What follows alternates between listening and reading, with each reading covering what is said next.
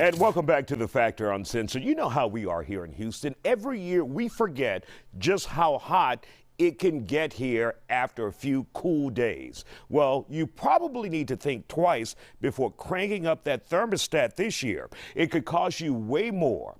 I asked an expert how to keep the energy bills down this summer. So what would your advice be to people out there who are looking for cheaper rates when it comes to energy at their home?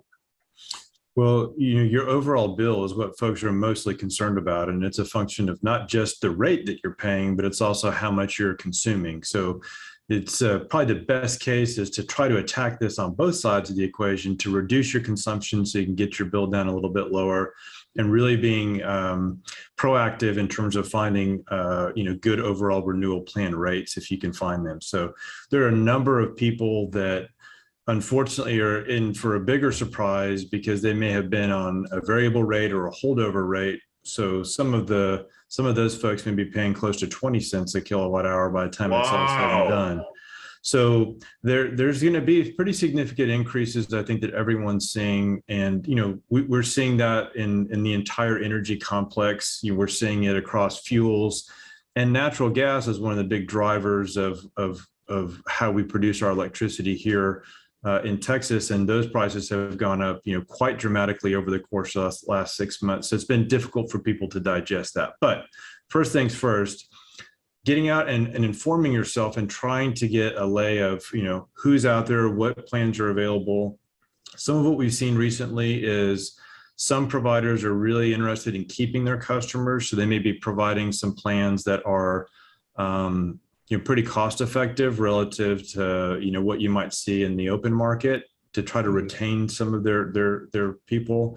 But they're the same kinds of caveats that, I've spoken about before and that you might have heard in the market is there's so many plans right now that are kind of gimmicky. Like if someone says it's going to be, 14 cents on an all-in basis, that might be a little bit low compared to what really is going on there, even as numbers are as high as those are, because it might be some kind of gimmicky plan that's free nights and weekends that doesn't really ever kind of turn out like you think you're going to get it.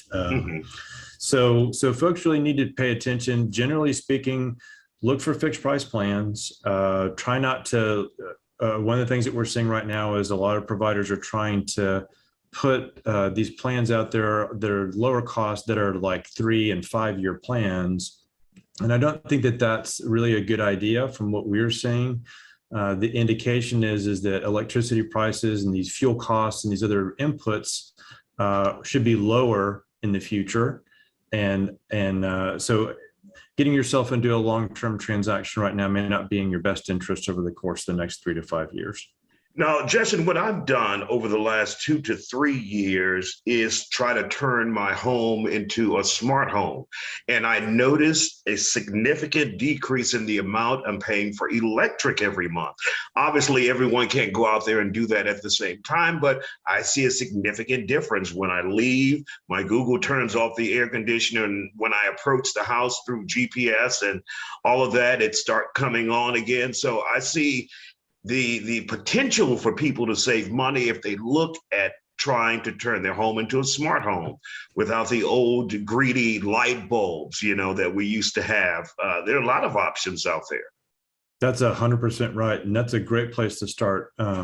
Reducing your overall consumption is going to probably give folks the biggest bang for their buck right now in today's environment.